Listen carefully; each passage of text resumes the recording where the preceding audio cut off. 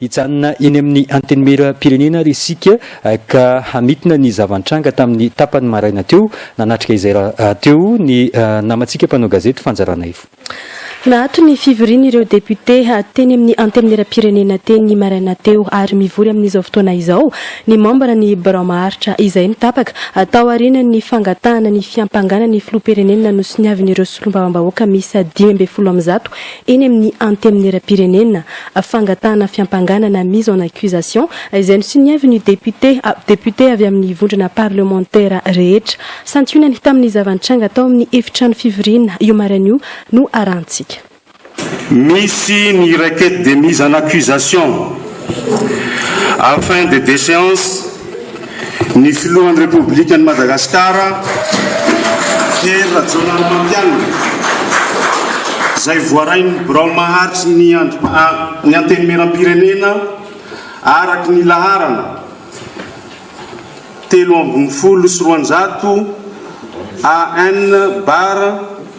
CAB tamin'ny zoma fa 2020 ny volana May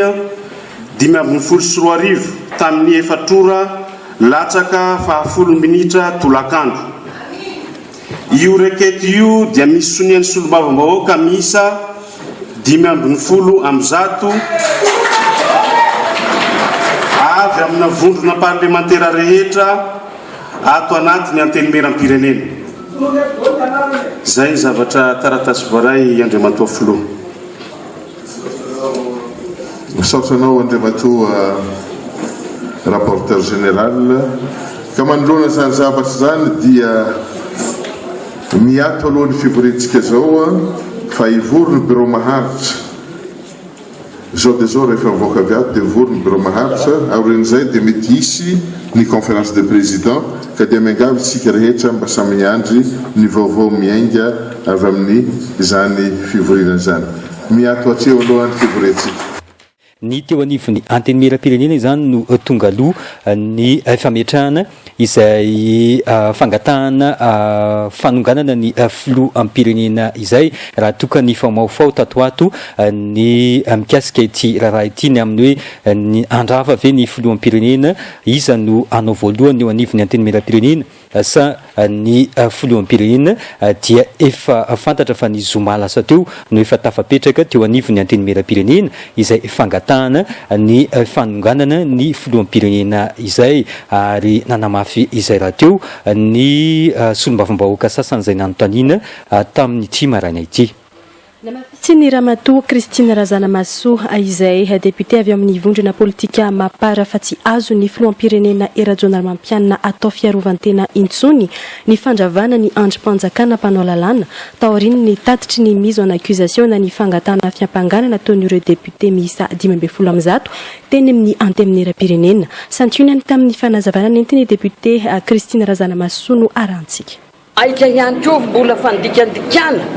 ny lalam-panorenana izany satria mazava dia mazava ary hoe rehefa misy fitarainana na motion ataon'ny solombavam-bahoaka mahakasika ny fanitsakitsahana ny lalam-panorenana Andriamatoa Filoha fa misy fitarainana hoentina eo anatrehan'ny haute cour constitutionnelle dia tsy azo ny filoham-pirenena atao intsony ny handrava ny antenimera-pirenena mba hoe ho fiarovana an'ilay fitoriana azy amin'ny fanonganana azy. Tokony taloha an'ilay communiqué nivoaka androany lay fametrahana ny fitoriana tamin'ny zoma teo talohan'izay izy ny tokony nandrava fa rehefa tsy nandrava izy hatramin'ny zoma ka hatramin'ny androany tonga androany ny communiqué ny dikan'izany dia tsy azo natao fiarovatena intsony ny fandravana ny Assemblée nationale fa manjary izy misakana ana procédure zay tokony hiabotira hatramin'ny farany tsy azo atao intsony zay zavatra zay. Ny solombavam-bahoaka Christine Razanamasoa izay nitondra ny fanehoan-keviny izay fa akoatra ity solombavam-bahoaka ity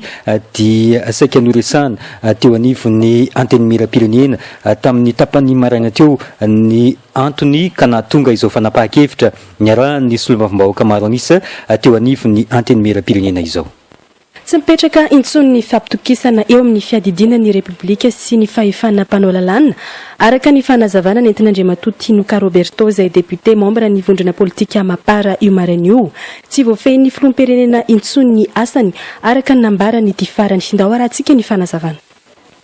Kefa tsy vitany le izy, tsy hainy le asany. Mialatsiny aloha fa eto amin'ny tany tsy firenena tsy zavatra manjary tsony. Comptabilité angamba ny ainy fa ny fitantanam-pirenena tsy fantany. Ary amateur daholo le olona manodidina azy, ary le olona amateur manodidina azy tsy mamela anazy koa mba hiaraka amin'olona na hiavana amin'olona amin'ny famille politique. Fa akapareny ao dia saronany ao dia izao ny zavatra misy. Angamba ny haharo azy amin'izay angamba ny ireo olona izay mamehy azy avao amin'izao fotoana itenenantsika zao tsy haiko tsony fa amiko zany rehefa tsy mahavita dia aleo izy miala ampanajana. Misy aloha rehefa nangonotsony ohatrany tsy afaka milaza hoe firy ny tena isany fa hatreto zany ny zavatra misy aorinan'ireny zavatra résolution natao teny vato reny dia mba nandeha tany ny bureau permanent dia hoy izy ny filoham-pirenena hoe miasa aloha nareo fa mbola tsy zao nandravako anareo dikan'izany hoe andravane izy ka zay zavatra zay zany efa tsy mipetraka tsony ny fampitokisana anatin'ity androm-panjakana roa aty ny aty amin'ny assemblée nationale sy ny ery amin'ny présidence tsy mety hifampatoky tsony ireo dia aleon'le député zany hoe aleony anay alefa aloha zay zany io mahatonga n'io état d'esprit ny député tena tsy mety tsony avadika io tsisy resaka vola tsisy resaka inona fa tena zay le honneur ny député mihitsy zany no efa ozongozonao satria samby olo mbo fidany marary an'le député koa ny ataon'io san'andro alaina baraka oravaina sy ny sisa io zay ny zavatra misy eto.